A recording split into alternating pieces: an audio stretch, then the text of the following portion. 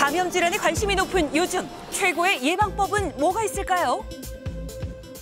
손을 잘 씻는 게 제일 중요한 것 같아요. 청결하게 손도 좀 잘 씻고 면역력에 도움이 되는 음식도 좀 잘 챙겨 먹고 그래야 되지 않을까요? 네, 모두 정답입니다. 하지만 딱 하나만 꼽아야 한다면 백신 예방접종은 가장 효과적이고 효율적으로 감염을 예방할 수 있는 수단입니다.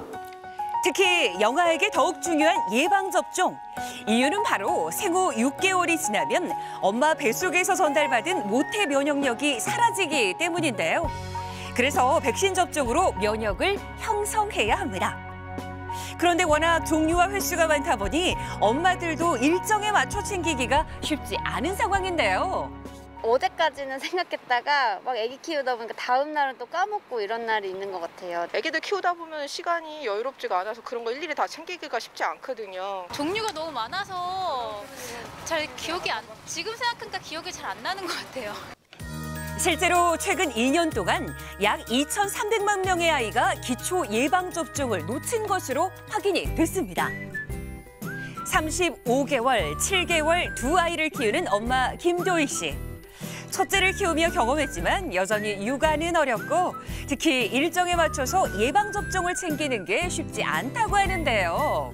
필수로 맞아야 되는 예방접종이 많아가지고요. 이제 날짜도 맞춰가야 되고 지금 코로나 때문에 외출도 부담스럽고 그리고 애들 데리고 이제 병원 가기가 좀 힘들어요. 아마 한 번쯤 해보셨을 거예요. 접종일을 잊지 않기 위해서 꼼꼼하게 메모를 하는 건 기본이고요. 문자로 접종일 알람 서비스까지 이용하고 있지만 다 챙기지는 못했다고 합니다. 애기한테 좀 미안하기도 하고 그리고 이거 이제 좀 무슨 일 있는 거 아닌가 놓쳐서 이제 또 뭐 다른 병이 뭐 그런 생기거나 뭐 그럴 수도 있으니까 그것도 걱정되기도 하고요. 그렇다면 필수 예방접종 종류와 횟수는 얼마나 될까요? 생후 12개월까지 예방해야 할 감염 질환은 총 16가지, 필수 접종만 11가지나 되고요. 단독 백신으로 접종 시 최대 24회까지 접종을 해야 합니다. 그렇다면 정해진 일정 꼭 따라야 하는 걸까요? 정해진 시기에 접종해야지 면역 원성을 형성하는 데 가장 효과적입니다. 접종 스케줄을 챙기기 어렵다면 처음부터 혼합 백신으로 접종을 시작하는 것도 한 가지 방법입니다.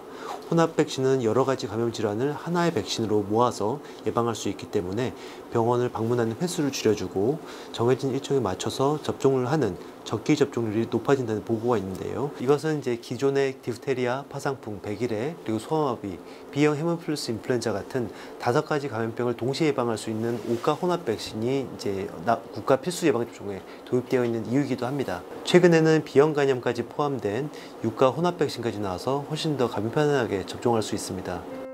생후 7개월 차 온유도 혼합 백신을 접종한 덕분에 꼼꼼하게 챙길 수 있었다는데요.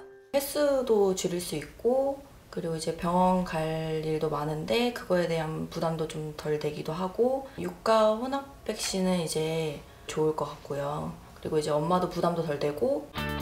그렇다면 육가 혼합 백신 접종 횟수는 얼마나 줄었을까요? 단독 접종 시 최대 11회였던 접종, 육가 혼합 백신으로 8회 줄일 수 있고요. 5가 혼합 백신과 비교해도 2회가 줄어듭니다.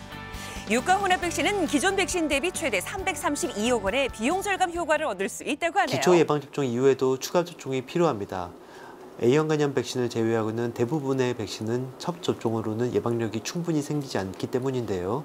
특히 백신은 시간이 흐를수록 항체 효과가 줄어들고 있는 현상이 있습니다.